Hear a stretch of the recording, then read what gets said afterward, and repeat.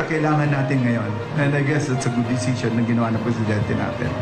Sir, yung promotion po, General Torre, do you think it's a reward for the high-profile cases handled? Of course, the Kibuloy case and former President Rodrigo Duterte.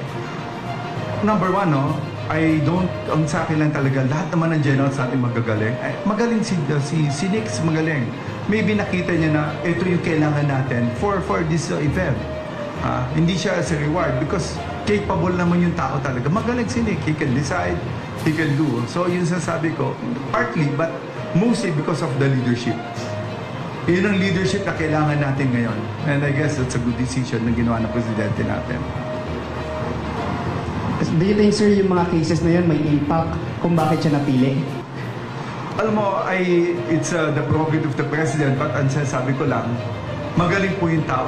Pagka nandito ka sa Chief PNP, hindi yung anong na-contribute mo eh.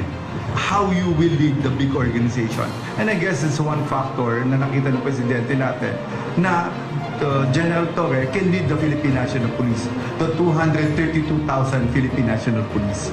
Sir, again for General Torre, he has to fill a big shoe kasi kay ngayang magiging predecessor. So ano po bilin niyo sa kanya? Dahil nga ang dami niyang kakaharapin ngayon na siya na ang mamumuno sa PNP. No, number one, no, with Nick Torre, no, ayun ang sinasabi ko.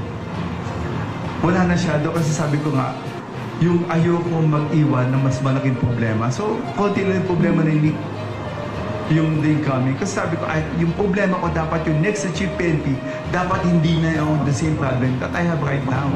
Kaya kinurek ko yung lahat ng problema ng within the organization. Yung internal, yung processing. Hindi, of course, hindi nyo nakikita. Kaya si Nick will have a different, mas lighter yung magiging problema niya kaysa naging problema ko ngayon. Believe me, mas madala.